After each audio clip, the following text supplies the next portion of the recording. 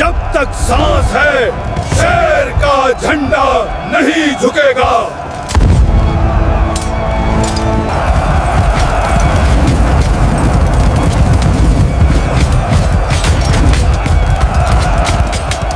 अंग्रेज जानते थे कि टीपू सुल्तान को हराना आसान नहीं है, इसीलिए उन्होंने निज़ाम और मराठों के साथ मिलकर, यानी तीनों ने मिलकर उस शेर को घेरने की कोशिश की। मगर टीपू सुल्तान के पास वो चालाकी थी जो दुश्मन की सोच से भी तेज़ थी, और एक ऐसी फ़ौज थी जो हर वक्त मौत से खेलने को तैयार रहती थी। साल था 1799। तीन ताकतें मराठा, निज़ाम और अंग्रेज़ एक साथ टीपू सुल्तान के ख़िलाफ़ खड़ी थीं। दुश्मनों का समंदर उमड़ पड़ा था, लेकिन किले की दीवारों पर खड़ा हर सिपाही कह रहा था, जब तक सांस है शेर का झंडा नहीं झुकेगा। बस फिर क्या था, मराठा घड़सवार तूफ़ान की तरह टूट पड़े। निज़ाम की फ़ौजें किले के दरवाज़ों पर हथौड़े बरसाने लगी, और अंग्रेज़ दूर खड़े अपनी तोपों के गोलों से किले की दीवारें कमज़ोर कर रहे थे। मैदान जंग में हर तरफ मौत नीच रही थी, और टीपू सुल्तान पूरी ताकत से दुश्मनों का मुकाबला कर रहे थे। उन्होंने अपने बनाए हुए रॉकेट चलाए, जो 2 किलोमीटर दूर जाकर दुश्मनों के दिलों में खौफ डाल देते थे। इन्हीं रॉकेटों से टीपू सुल्तान ने दुश्मनों में अफरा तफरी मचा दी।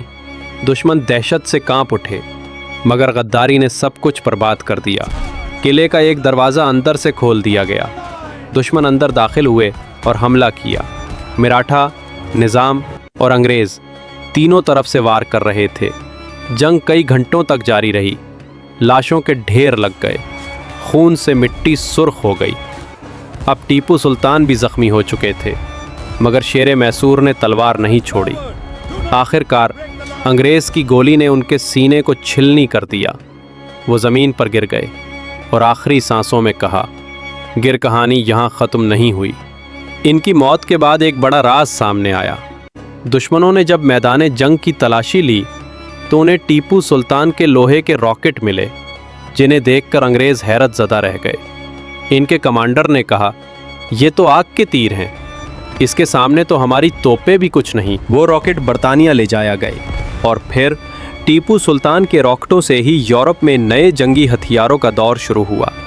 यानी जिस हथियार से टीपू सुल्तान ने दुश्मनों को हिला दिया था, वही हथियार आगे चलकर यूरोपी जंगों में इस्तेमाल हुआ और यूरोप को नए हथियार बनाने का रास्ता दिखाया। तारीख गवाह है, टीपू सुल्तान को तीनों ताकतों ने मिलकर मारा। मराठा की साजिश, निज़ाम की गद्दारी और अंग्रेज़ की गोलियों ने उनका खून बहा दिया, मगर उन्होंने अपने लहू से मिट्टी में ऐसा रंग भर दिया कि जहां से हिंदुस्तान में पहली बार आज़ादी की चिंगारी उठी। जी हाँ दोस्तों, आज़ादी का पहला नारा लगाने वाला कोई और नहीं बल्कि वही शेर मैसूर टीपू सुल्तान था। अगर तारीख़ की ये छोटी सी झलक आपके दिल में जोश जगा गई हो तो अपने अल्फाज नीचे ज़रूर लिखें और इस शेर मैसूर की बहादुरी पूरी दुनिया तक पहुँचाएँ।